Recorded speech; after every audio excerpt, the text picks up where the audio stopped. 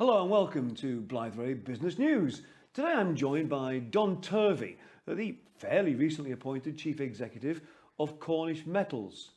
Cornish Metals, listed in London and also on the Toronto Venture Exchange, a symbol of CUSN, and a market capitalisation of around £44 million sterling. Don, it's your first time on the programme. Welcome, good for joining us. Thank you. Now, as I said, you're fairly newly appointed at Cornish Metals. So for the viewers, for the investors, tell us a bit about yourself and what experience you bring to Cornish Metals.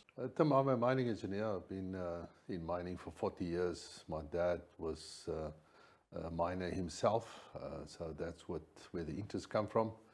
So I started my career in BHP Billiton, started off in gold and platinum, then moved into coal. The reason for coal for me was around the fact that it was mechanized. So it was highly mechanized, and I really enjoyed the dynamics of coal at the time, and the business structure and the management approach. So I spent my years in production, went through all the ranks in production, from miner all the way up to eventually general manager. In between, I was involved in a number of projects. I was very privileged as a mining engineer to be involved in building new mines. A couple of underground mines, was involved in upgrading of existing infrastructure, building new processing facilities. I ended my career in BHP Billiton as Vice President Project Development. So I had a team of people that looked after projects, anyway from concept to feasibility, project managers. We ran about 10 to 12 projects at the time. But we also had projects in execution. So those were run by project directors, and they were responsible for projects anything from $50 to $1 billion. And it was such an experience to be able to not only build new mines, but also, develop existing mines, brownfields expansions and things like that. I left BHP Billiton in 2008. I then joined the junior company world, became CEO of the first junior company. Then the idea was to buy a mining company. Unfortunately, the GFC happened in 2009. We couldn't get it together. I then joined Continental Coal in 2010, which was an ASX listed company. Eventually we opened up. At that point, it wasn't in production. We brought the company into production.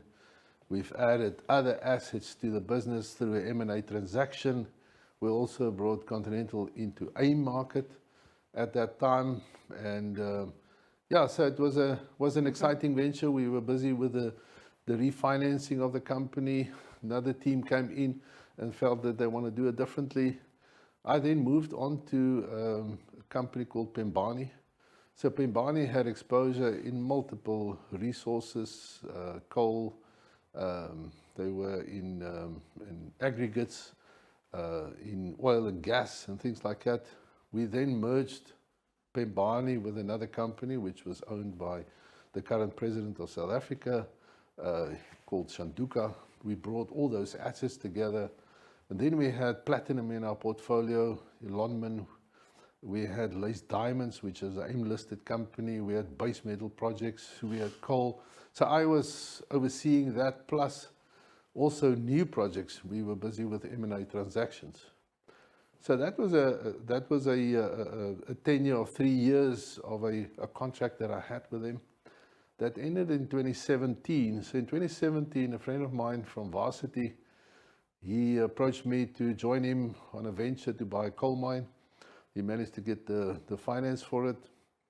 It was a mine that was in care and maintenance for 5 years. We managed to bring it into production. Quite a sizable operation. We employed in total over 600 people. Big processing plant, 400 tons an hour processing plant. Fully mechanized operation.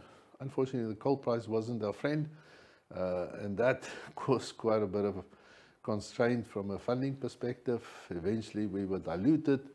Then COVID happened in 2020. The funders said, listen, they would rather us move away, and then they took the mine going forward. I then went into other things. We built processing plants for people. We ran our own processing facilities. We did some contract work on shaft rehabilitation work for gold mines, and that's when people contacted me about Cornish Metals. Okay, so your father being a miner, it's clearly in the blood. Yeah. Vast array of experience, both of bringing mines into production and running producing mines. Yes. So you're sitting there and someone says, hey Don, how do you fancy coming to Cornwall, Cornish Metals and working on the South Crofty tin mine? What was it that said, yeah, okay, I'm going to go and do that? What attracted you? I think first of all, Tim, was the fact that it's in tin. And I was really, as I got more in-depth understanding of tin, I realized just how important tin is for the future of electrification and about the future facing of where the world is going, solar, AI, anything electronic. And I realized just the importance of tin. That really excited me. The fact that it was an existing operation, it was fully permitted, there was existing infrastructure, there was a team in place. And what really also interests me is the fact that it had solid shareholders in place that would back this company. And I realized there's a vision to see this thing through, that we will be able to get the funding to build it. And, you know, being involved in a new build is always exciting. It's, you know, you actually see something develop right in front of your eyes. Okay. Now, you've recently announced a near mine exploration target at South Crofty. Share some details of that if you can, and what's its potential impact? Well, what we realize is we actually know a lot more about the resource than what you would actually get even if you drill it from surface. And unfortunately, you put a few punch holes into a sheet of paper, but we actually know a lot more of the resource because we have got all the historic information. And we realize that, listen, if we can use this historic information and extrapolate that on strike, because we know these loads continue way beyond where just the area that's been identified in the PEA. And if we just follow them on strike, and without, you know, just stretching the friendship too far, we've managed to just extend it a bit and also down dip. And just in that whole process, we've managed to reckon that we can increase the resource base by between 8 and 13 million tons. I mean, that is huge. If you look at the total resource currently in the PEA around 6, I mean, that could easily double or treble the life of the mine. And you can imagine from a financial perspective what that would mean. Okay. Now, Sir Mick Davies and his Vision Blue company are investors in Cornish Metals. They've just recently put in, I think, the £7 million pound credit facility. And you've appointed financial advisors for South Crofty. How's that all going to, how's the credit facility and the financial advisors, how's that going to impact South Crofty's development? Well, it's keeping us, we're busy currently, Tim, with dewatering the mine. We've built a water treatment plant last year. It's been running for a full year, meeting all the standards. So we're busy dewatering the mine. We're busy refurbishing the new cook's kitchen shaft. So this funding really enables us to continue till the end of March at least to make sure that we stay on track. And appointing Endeavour Financial is really there to help us setting, you know, from a finance side to make sure that we can actually put the funding in place, the debt funding in place for the rest of the project. Okay. You mentioned there both the dewatering and New Cook's kitchen. Can you give us a quick update on where you are with the dewatering, the progress, the timescales, and what's happening at New Cook's kitchen shaft? Yeah, so what's happened initially, the plan was to dewater the mine and then refurbish. But as they started dewatering, the wood buntings started to become unstable. Then they realized we have to do it simultaneously. So what's currently happening, the water level is around the 260 level, and we're now busy refurbishing the shaft, taking out the wooden structure, replacing it with galvanized steel buntings. We're sitting around the 135, 140 level at the moment. We need to get down to what is called the 195 fathom level. That's where we're going to put a pump station in. We already have the pumps on surface, so that will be then installed, and then we'll move the whole lot down.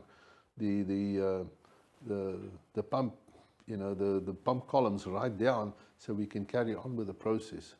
So the plan is to finish, to get to the 195 level around end of first quarter next year, and to finish the whole shaft refurbishment by the end of next year.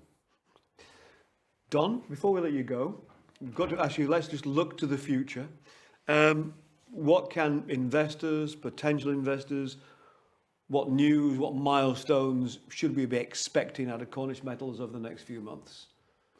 Well, as we progress our funding, we're definitely going to inform the market on where we're at. And there's a lot of interest. I mean, myself and our Chief Development Officer, we've been seeing over 50 people in the last 2 months. There's definitely interest in becoming part of this venture. And it's really an opportunity to get involved in an exciting project in the UK, in a critical metal. And the minerals, we're still on the critical minerals list, and I think you've seen that announcement. So it's an opportunity to become part of this. And I think, as we progress, we'll keep the market up to date, on our development, all the preparation work that we're doing. We'll keep the market up to date on funding, how things are progressing on that side. But we're very confident that we're going to get this thing done. Exciting times. Don, you must come back and keep us updated. That was Don Turvey, Chief Executive of Cornish Metals, giving us a very good update on what's going on in Cornwall at the South Crofty Tin Mine. That's it for this edition of Blythe Business News. Thanks for watching.